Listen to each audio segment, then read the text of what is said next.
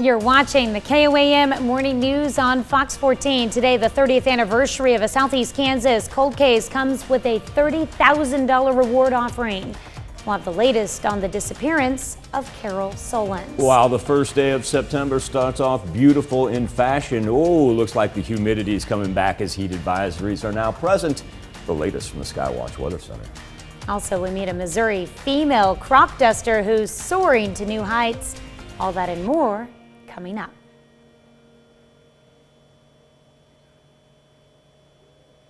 Thanks for joining us for the KOAM Morning News on Fox 14. I'm Tanya Bach. U.S. will continue to work to get more Americans out of Afghanistan if they want to leave. President says military commanders on the ground advised that ending the mission as planned was the best way to protect the lives of U.S. troops. The August 31st withdrawal marks the official end of the 20-year war. More than 1 million people in Louisiana are without power following Hurricane Ida. The deadly storm also left thousands of customers in the dark in southern Mississippi. The mayor of New Orleans has ordered a nighttime curfew as temperatures rise. Exactly 30 years have passed since a woman disappeared from the Galena, Kansas nightclub where she worked. Carol Solons was 18 years old when she was last seen at the nightclub on August 31st, 1991. In 2002, Donald Kidwell pled guilty to battery and interference with law enforcement for his role in Solons' disappearance. Another suspect has since died, but still much of the case remains a mystery. A $30,000 reward is offered for information that leads to the discovery of Solons' remains. Anyone with information should contact the Cherokee County Sheriff's Office. Missouri is almost last in the nation when it comes to staff vaccination rates in nursing homes. Local health professionals say they're working to boost those numbers. KOAM's Bronte Sorosky shows us how a Joplin nursing home's vaccination rates compare with the state's and how the nursing home has tried to boost its staff vaccination numbers.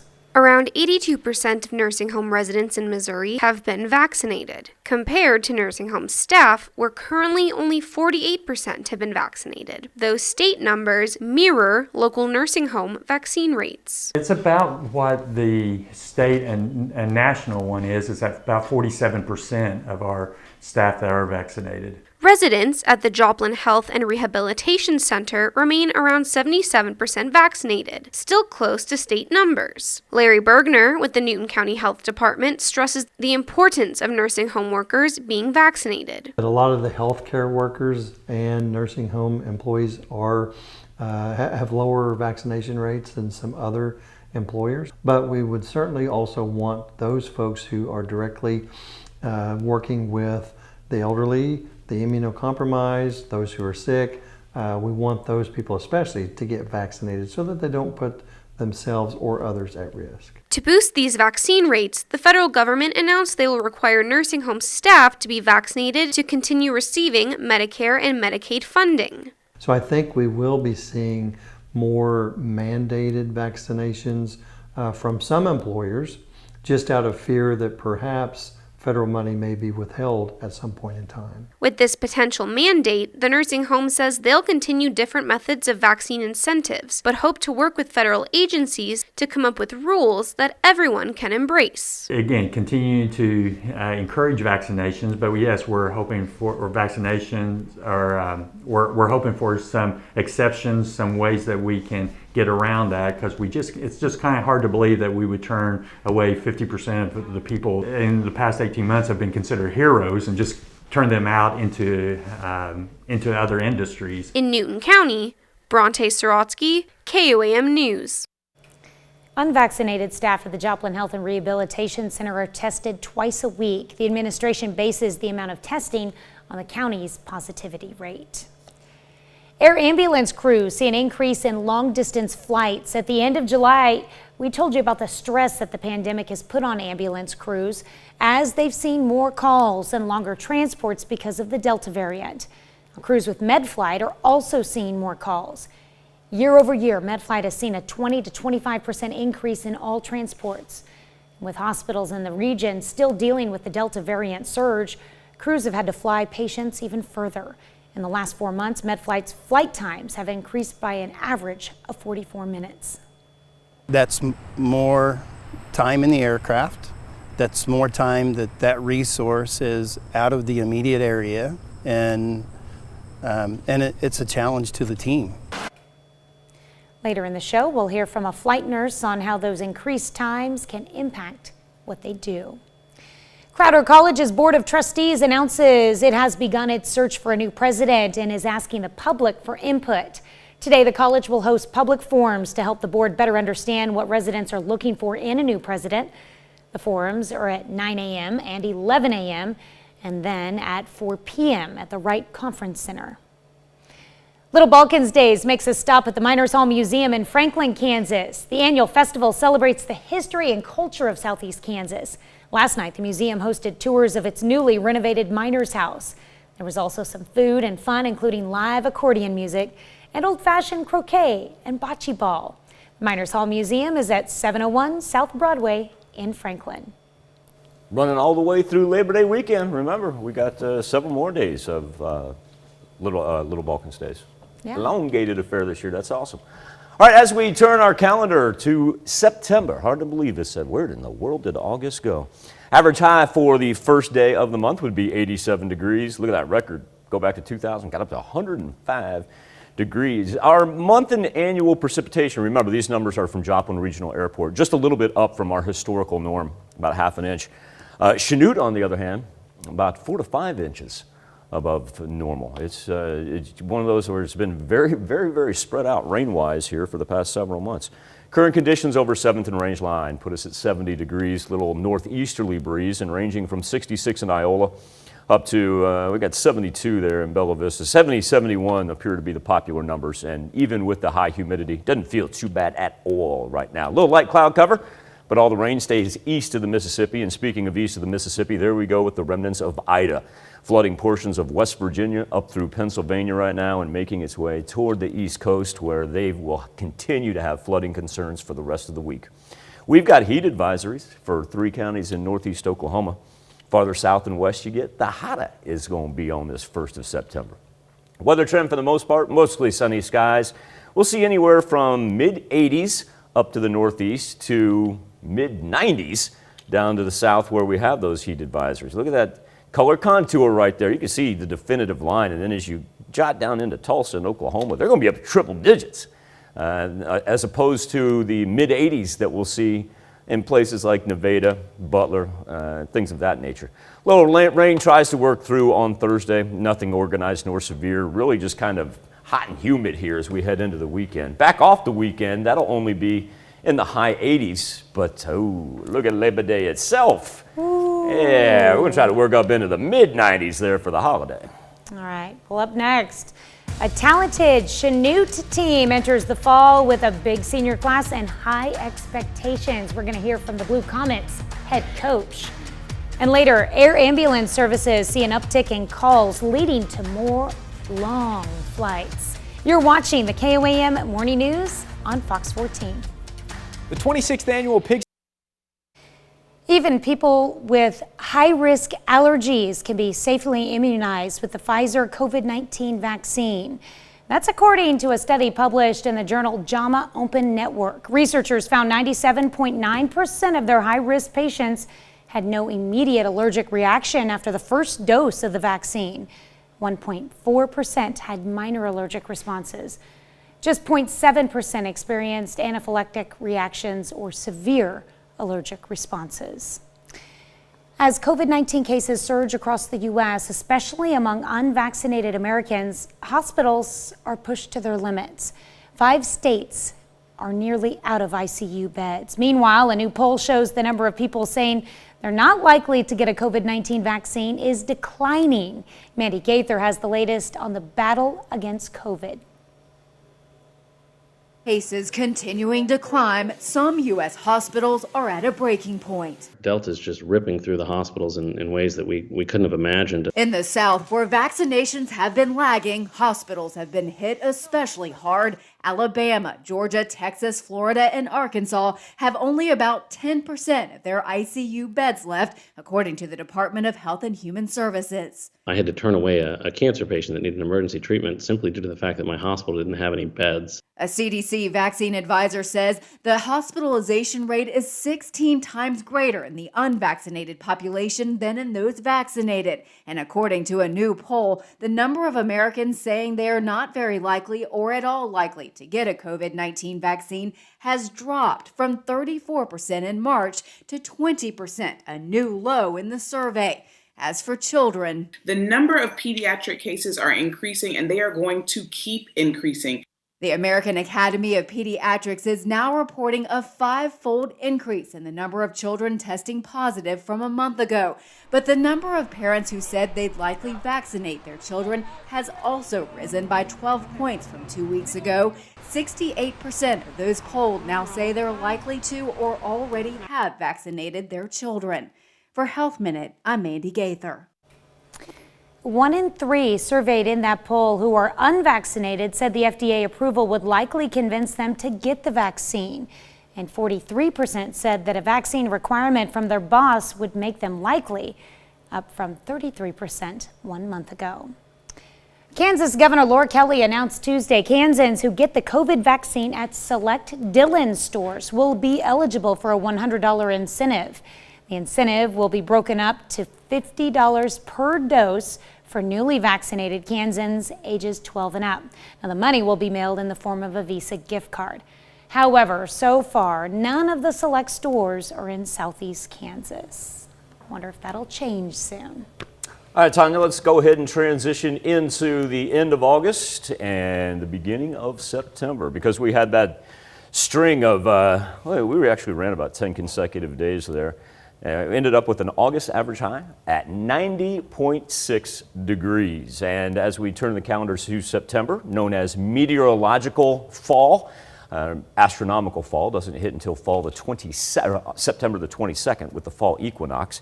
But we just run it from September, October, November. Just makes data keeping a little bit easier just to go from the first to the last of a month. Temperatures right now, 69 in Lamar and Pittsburgh, 71 in Neodesha and Neosho. Miami sits at an even 70 degrees. Trying to get a little rain in here from the north, but certainly nothing like we had yesterday. Nothing coming out of Omaha north of Kansas City when it just kind of dropped down on us. All the action staying on the eastern side of the Mississippi. Let's go ahead and check out Ida. Heaviest rainfall right now, northern West Virginia, and making its way through Pennsylvania. It's going to just be messy all along the East Coast. Look at that, flash flood watches now stretching into Maine. That's in the green. And then that purple you see along the coast, that's a gale warning. So it's not only the rain, they got high winds to put up with as well. We got a couple advisories for us to talk about, but first you can tell the severe thunderstorm risk map, anything we get just simply showers today. Ida is going to pose a threat there in D.C. It'll be in the high category. And also want to point out we're to the letter K. We've got Kate as a name storm. Hopefully Kate can just spin off in the Atlantic and not pose any threat to the East Coast. Here's our heat advisories through northeast Oklahoma, lasting until 7 o'clock tonight. Mostly sunny skies, but also to remember, the farther south and the farther west that you live or you travel, that is where you're going to feel it. There's your dividing line in Tulsa and Oklahoma. They're going to be scorching today. And so our line is kind of that Sedan-Veneta line as far as where we'll see the hottest temperatures. A little bit of a filter into Independence and Coffeyville as well. 7-day forecast, not too shabby for Wednesday, Thursday, and Friday. And Saturday and Sunday looking comfortable, even with Saturday's rains. And then Labor Day looking like a hot one all the way up to 93. We'll be back with more KOAM Morning News on Fox 14 right after this. Game week finally here for both the Pittsburgh State Gorillas and Missouri Southern Lions. On Thursday, both teams hit the field. It'll be the first MIAA conference game since 2019. Pitt State on the road in week 1, going to Warrensburg to play Central Missouri. Big one, facing a Central team that finished second in the league in 2019. Get this, Mules now ranked 13 in the nation in the preseason poll. Pitt State looking forward to the opportunity to get back to MIAA play and very eager to finally play in front of a packed stadium for the first time in 2 years. That's going to be exciting. That That's something you take for granted. I think as you play football for a long time, you know, the crowd's just there and you feed off that energy, but when it's not there, it's definitely noticeable. So it's going to be nice to have that back and just be able to feed off the noise and off the crowd, so that's going to be exciting. They're very fast, they're very athletic. They're definitely going to be a good test for us. I think our defense has given us a good look all week. Interested to see what happens on Thursday, but I think we have a good game plan ready, and we just need to go out and let it shine. On to Missouri Southern, who's also on the road for the opener on Thursday. Lions got to make that long trip out to Nebraska Kearney. For Southern, first MIAA conference game under new head coach and Lion alum Atiba Bradley. Now remember, they did play one game in the spring, beat Southern Nazarene. Since then, Bradley says it's been about getting 1% better each day, and new head coach feels that's exactly what his team has done in fall practice. We're starting to see guys more comfortable in their roles. We're starting to see guys more comfortable with our scheme. You know, instead of worrying about what you're supposed to do, now we're starting to get to that point where how do we do it? You know, how do we do it and how do we do it better? And that's a very encouraging sign. Chanute Blue Comets 3 days away from the season opener. Chanute on the road Friday. They're going to kick off the season against the Circle Thunderbirds. Chanute no doubt has high expectations this year. Got a great senior class, whole bunch of great skill players. Here's head coach Clete Frizzell. We got a 3-year starter, Cam Kester, that's a senior at wide receiver. And then at left slot, we have Caden Seamster. He's been ranked high on some recruiting profiles and things like that as an athlete. He'll be our left slot. And then Ty Leedy, state champion wrestler at right slot. He's been phenomenal so far, and he's going to be a big spark for our team. And on the other side, Dagan Dean, you know, he's been to a lot of camps and combines, and special kid. Looks the part. Is 6'3", 200 pounds, and really athletic, muscled up kid. So we got those guys at receiver. We have Jackson Combs back at running back after an injury last year. And our quarterback, Eric Erb, is special. He's been all over the country to football camps, and he's going to have a great season. Wrap up with MLB action. Indians beat the Royals last night 7-2. Reds Cardinals got rained out. Padres did win. Padres now hold the second wild card spot by half a game. We'll be back right after this. It's time to honor today's four-state hero. Everett Carr served as a private in the Army during the Korean War from 1952 to 1954.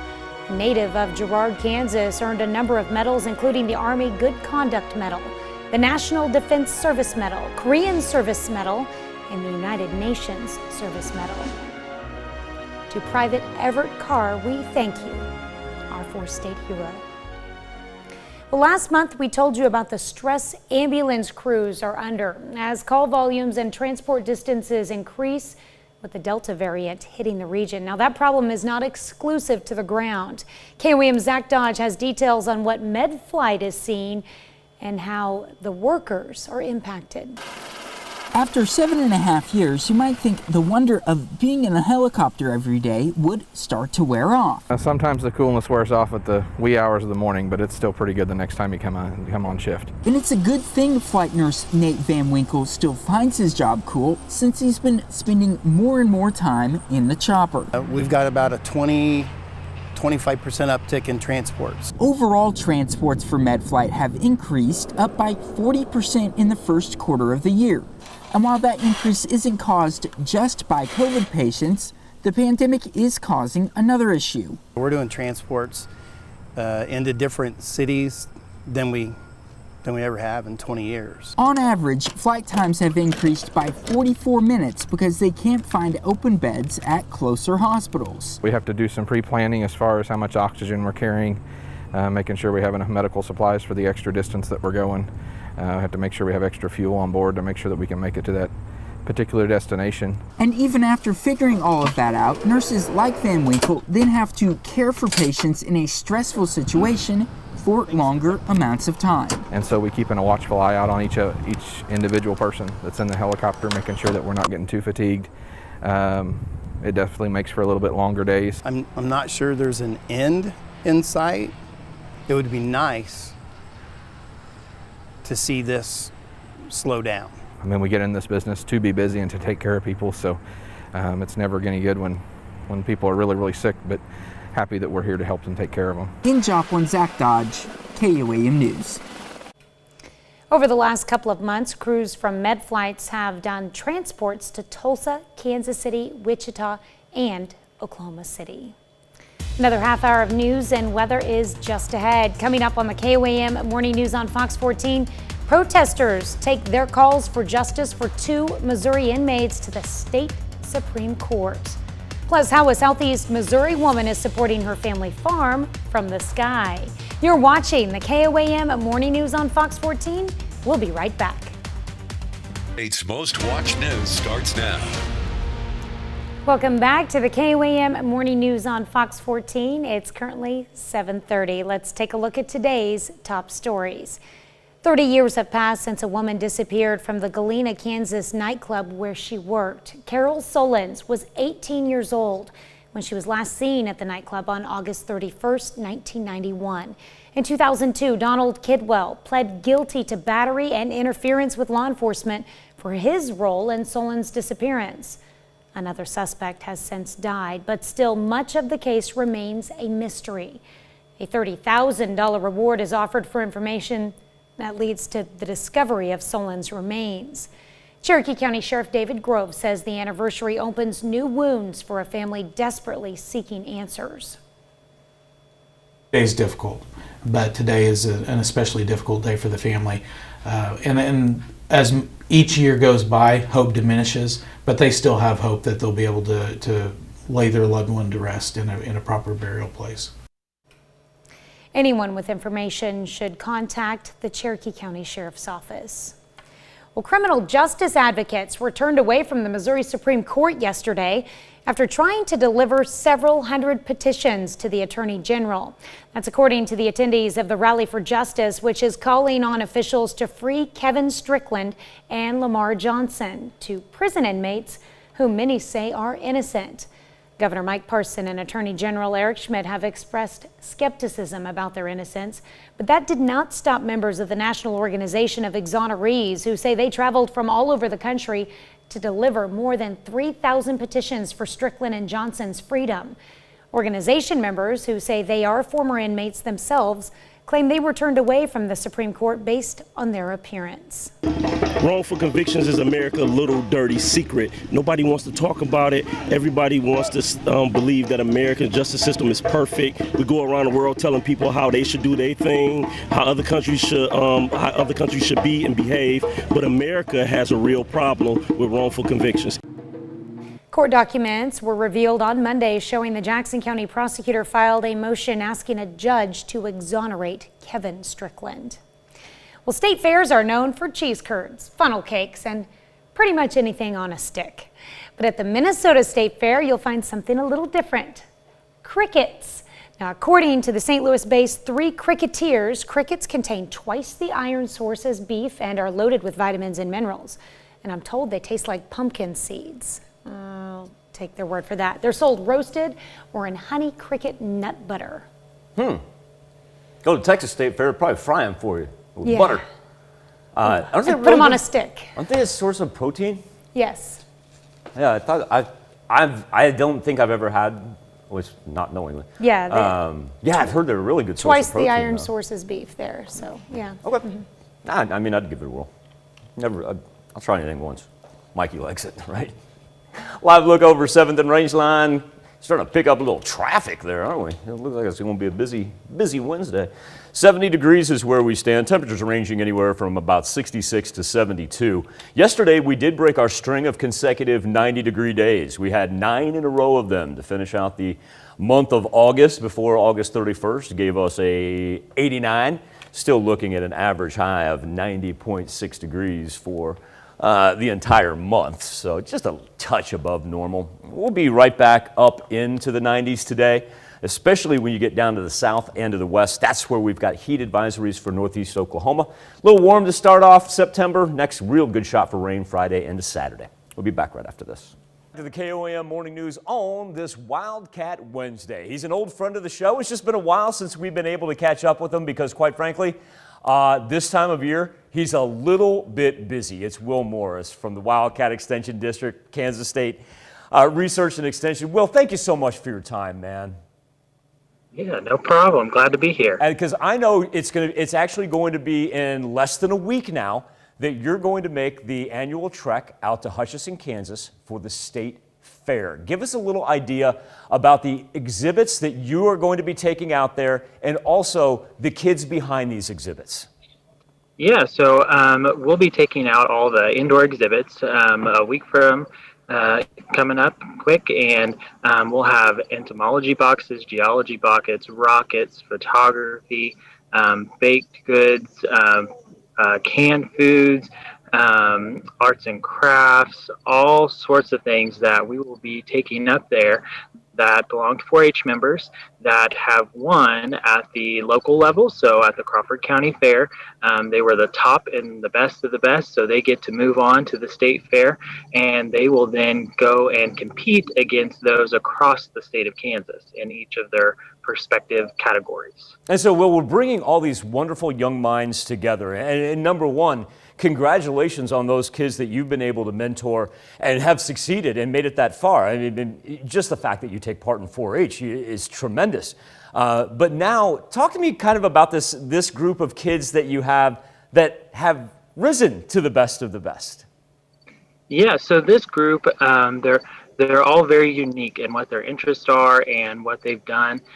So they've had to, work on these projects, some since this past October, and gathering supplies, gathering things they need, putting them together, assembling them, things like that. So they've been working on these for quite a while, and they showcase them at the county fair, and they compete against all the other kids in the county. So after they've won there, they move on. So then it's preparation, make sure that everything stays in place, is put together, and meeting the standards for the state level to go on and compete. So it's a lot of time and effort that goes into it for these kids. Oh, undoubtedly. And Will, we always think about county fairs, and we think about livestock and animal judging and whatnot. And this is still 4-H. But it's a different extension. And the thing that amazes me, especially in the STEM, the science, math, engineering, like you were talking about the rockets, how have you kind of seen that expand and also draw other kids who are interested into those subjects into 4-H? Yeah, so we have STEM things specifically. So we have rockets, we have computer science, we have unmanned aerial systems. We have a new project this year that I'm pretty excited about that kids are kind of going toward. It is a Lego construction project where they build different type of scenery and buildings and all out of Legos. And they want to see, the structural idea behind, have a whole scene built within this. So that's something new this year that I'm excited. We're going to take that out to the state fair for one of our kids as well.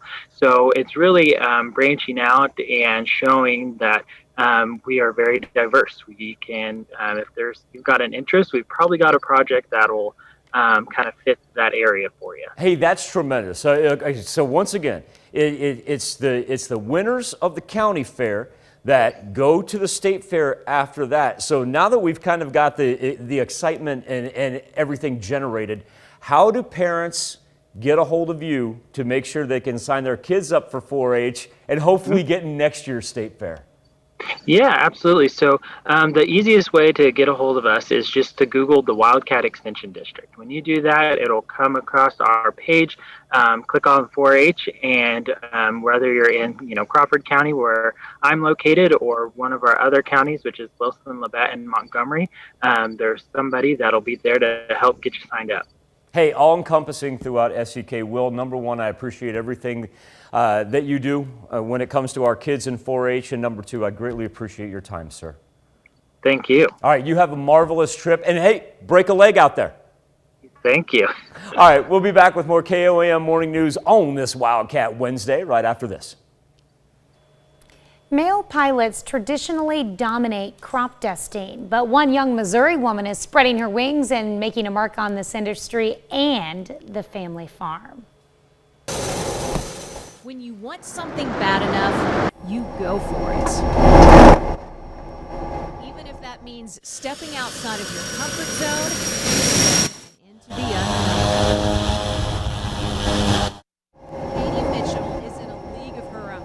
The 23-year-old is an aerial applicator or crop duster, a field dominated by men. I love a challenge. We see these crop dusters often, but rarely do we get a chance to see who's piloting the plane. Okay, sounds good.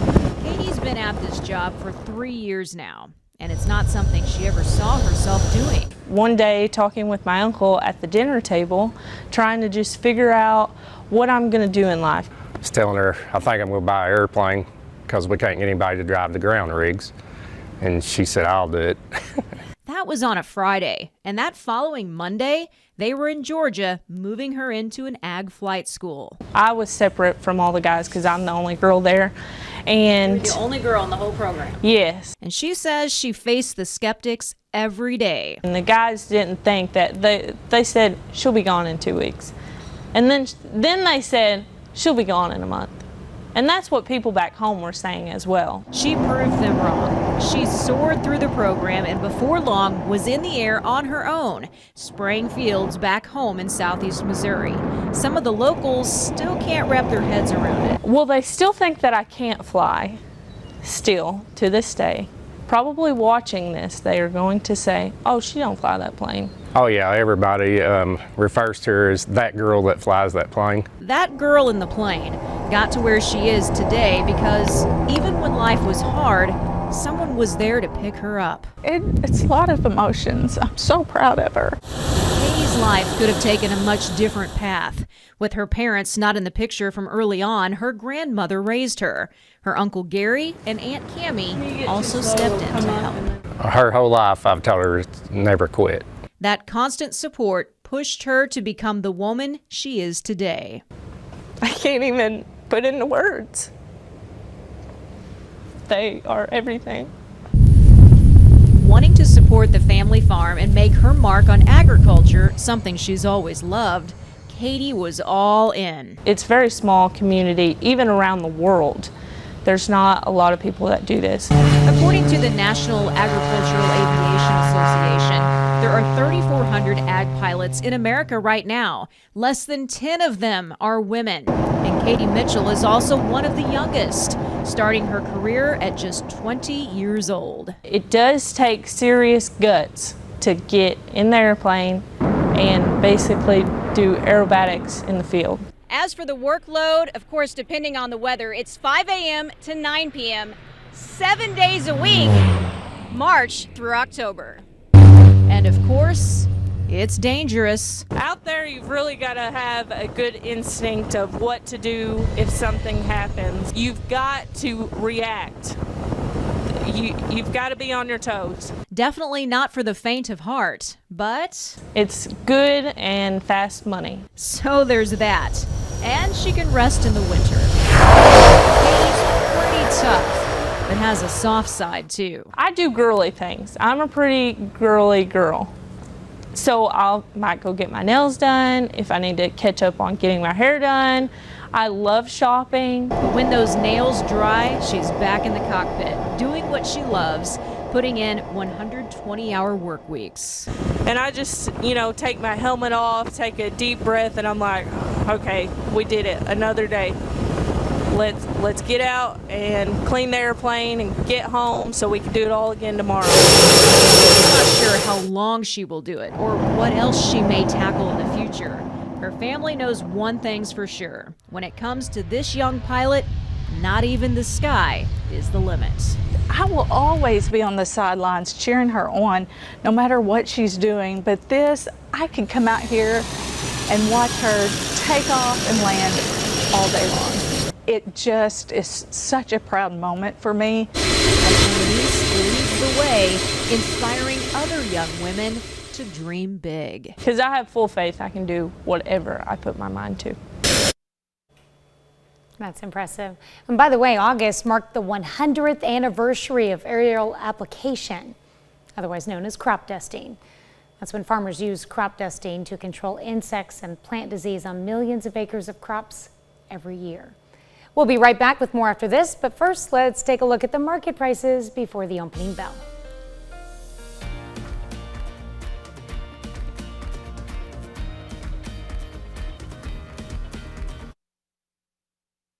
There's something to talk about on the KOAM News Now Facebook page and our morning Instapoll. Lawyers for Missouri residents who had their federal unemployment benefits cut when Governor Mike Parson pulled out of those programs in June are now asking a court for not only reinstatement, but they want back pay. Action comes in Cole County, Missouri, and it happens just a week before enhanced benefits, those add hundreds of dollars to unemployment checks for Americans during the pandemic, were set to end for the rest of the nation.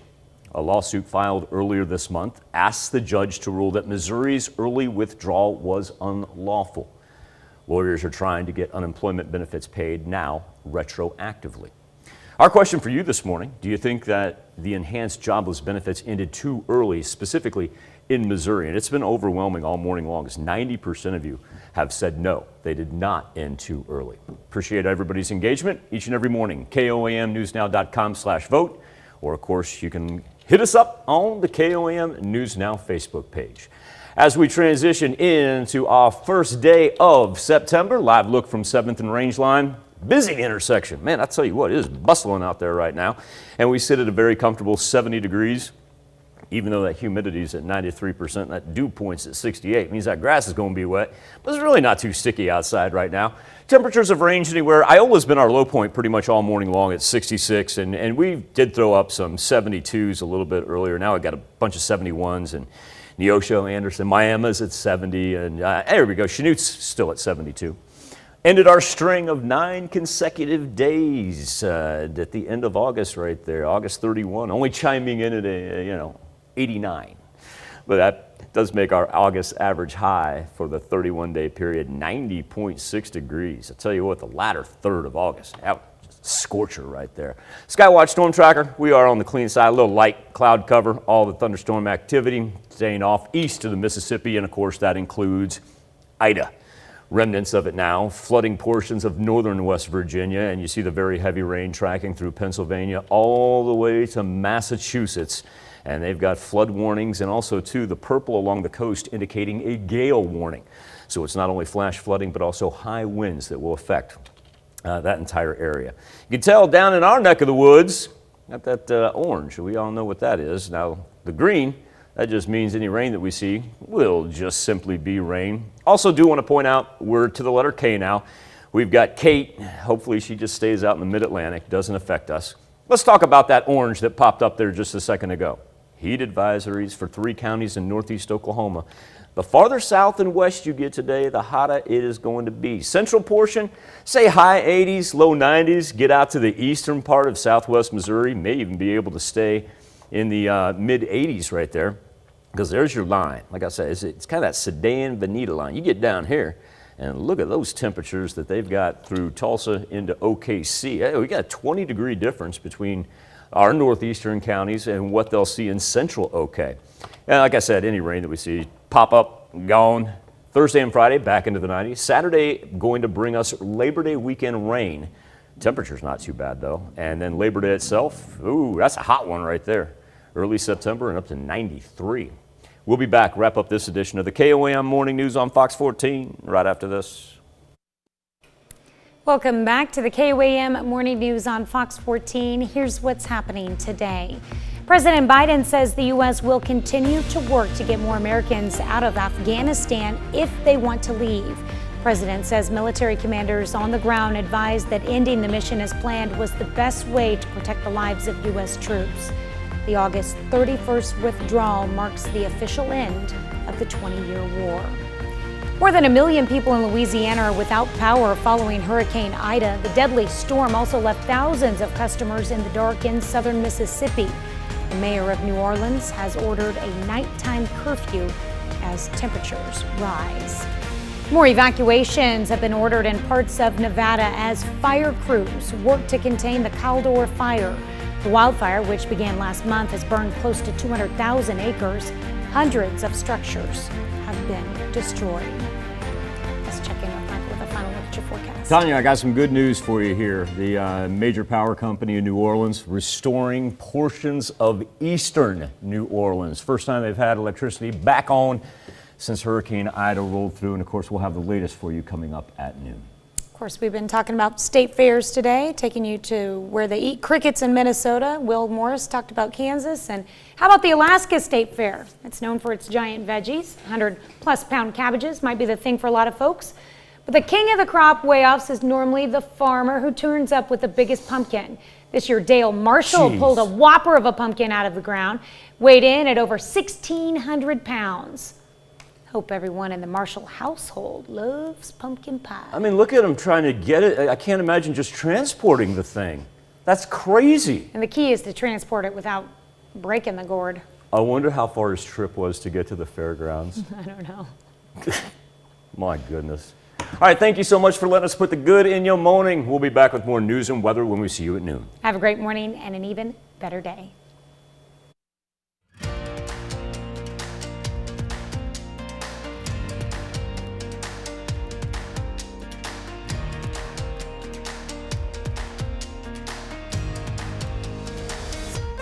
See history come alive at the Crawford County